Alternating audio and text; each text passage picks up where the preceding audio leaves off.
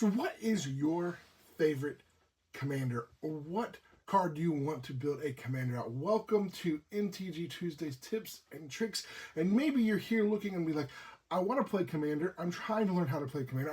Trying to learn how to build my own deck. Maybe you've got precons or you're wanting to get into commander. Well, you're at the right place, because here on MTG Tuesday's tips and tricks, we've been talking about how to play commander. And very specifically, we've been trying to go through each week and talk about different things that'll help you as you're learning to play commander, as you're learning to build a deck. And today we're going to talk more specifically about what should be in your commander deck. When you're building a commander deck, when you're looking at a commander deck, what should be in there?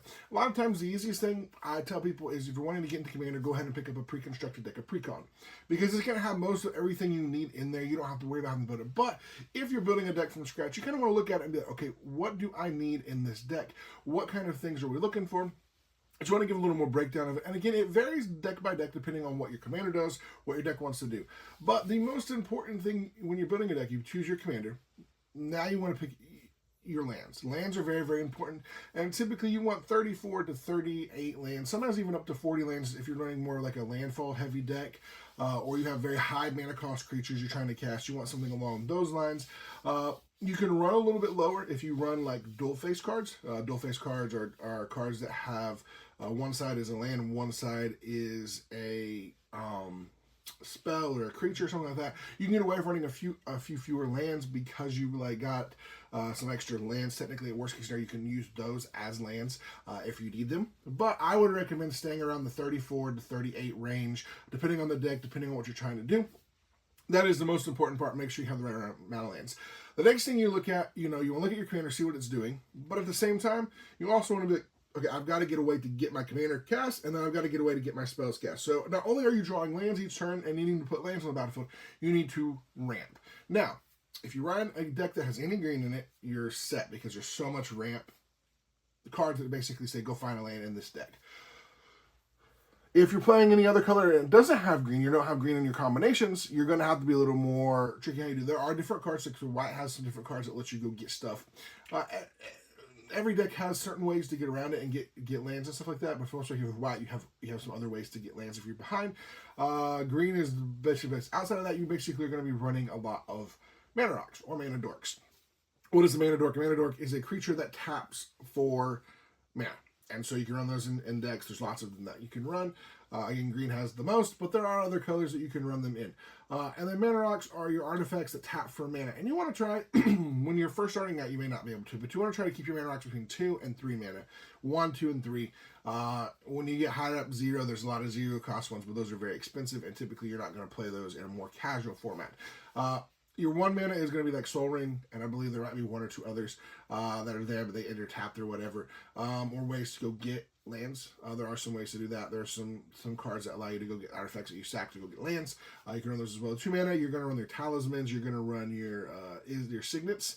Those are the best. So they're a little bit more pricey. Not super, a couple dollars, depending on the most expensive, I think, signet, or not signet, but talisman is like $2 or $3. But you can run those, and those are very good to have. You can run some 3 mana rocks, but I would limit those just because that's a lot of, of mana, unless it's giving you extra production or ways of doing things like that. So Relic of Legends is one of the best 3 manas because it'll let you tap your legendary creatures 4 mana as well.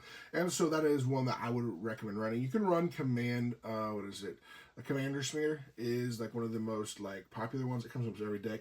It's an alright one because you can sack it to draw a card. But overall, try to keep it down because you want to get those out so then you can quickly. So turn 1, you may not do anything. Turn 2, you can play a ramp spell. Now turn 3, you've got the ability, if you play land every turn, now you on turn 3 have at least 4 mana, maybe more depending on what kind of deck you're playing. And you want to kind of ramp up, especially if you've got a commander that is a high mana cost. So we say high mana cost. Anything that's 5 and above is higher mana cost. It's going to take you a minute to get out onto the battlefield.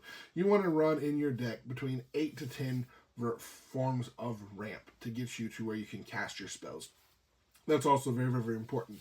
8 to 10. You could run a few little bit less if your commander and your stuff in your deck runs, or maybe they produce value themselves or mana themselves somehow. You can also do that. Next, we move on from ramp to card draw. In your deck, you want to be able to draw cards consistently, whether that's putting cards in that are instants in the sorcery that say draw cards, creatures that say whenever you do damage or attack or do certain things, draw cards, or there are other ways of drawing cards. So one of the ways of drawing cards is card advantage is exiling. So you play from the top of the cards of the library.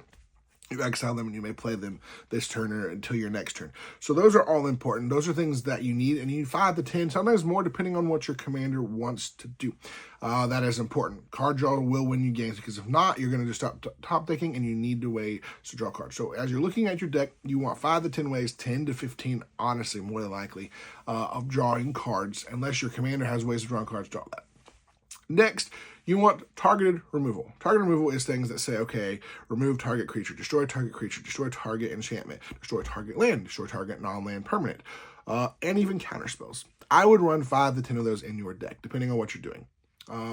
Before that, it's also board wipes. You want 1 or 2 board wipes in a deck, but then you want more targeted removal than board wipes. 1 or 2 board wipes, 5 to 10, more on toward the 10 of the removal spells, because you're going to run into stuff you need to remove and get rid of. And so that is my big recommendation for you, is to run more removal spells, target removal spells, so run more counter spells, run more Path to Exiles and things that say destroy and things along those lines. Those are very important when playing Commander, because you're going to run against stuff you need to get rid of. And we've got to find ways of just taking care of lands. So run, in every deck, I run some way of removing a graveyard, something from graveyards if you can, destroying a target land or something that says destroy target permanent in your deck, and then lots of ways to get rid of creatures and stop certain creatures and things from happening. Because if you don't have removal, you're not going to be able to stop them. Last thing you need to get to, outside of, we talked about ramp, we've talked about lands, we've talked about card draw, we've talked about removal and board wipes. You need about, whatever your commander's theme is, whatever it's trying to do, you want about 30 of the thing that your commander's doing. So Captain America is my new most recent commander. In Captain America, he wants lots of equipment, right?